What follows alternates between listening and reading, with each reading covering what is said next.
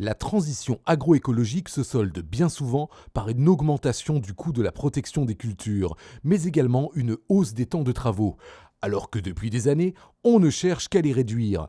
Il n'est donc pas toujours facile de manager des équipes avec de telles injonctions contradictoires, comme l'explique Jean-Jacques Biteau, viticulteur en Charente-Maritime.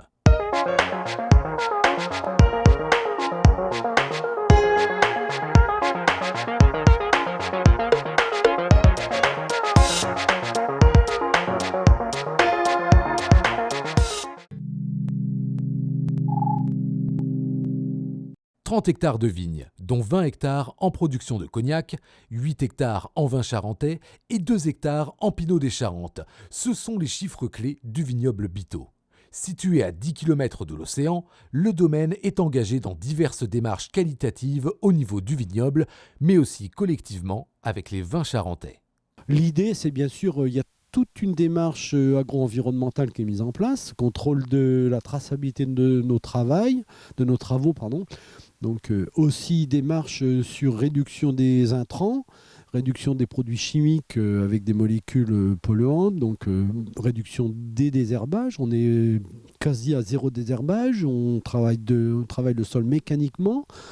On a de l'enherbement dans les vignes, on travaille avec des produits biocontrôle pour stimuler les plantes de façon à réduire la quantité de produits de matières actives polluantes. Ce virage agroécologique entraîne des changements de pratiques et donc du temps passé en plus entre les rangs de vignes. Alors c'est vrai qu'on essaie de travailler avec des machines performantes parce que justement les systèmes de biocontrôle nous exigent plus de temps à passer. Et donc c'est souvent à ce moment-là qu'on est confronté à des difficultés. La raison, c'est que en fait, les personnes ne sont pas habituées non plus à travailler comme ça.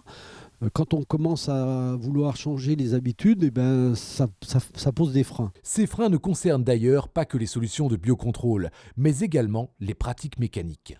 Ce qui est plus exigeant en main-d'œuvre ou en temps de travaux, c'est lorsqu'on remplace un produit chimique par un outil mécanique, où là, ça nécessite énormément de main-d'œuvre et beaucoup plus de temps passé.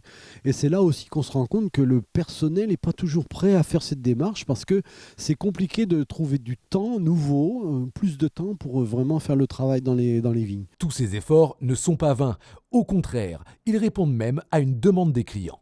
Alors oui, c'est une demande sociétale, bien sûr. Aujourd'hui, on ne nous demande pas si notre vin est bon, mais on nous demande comment on le produit, le vin.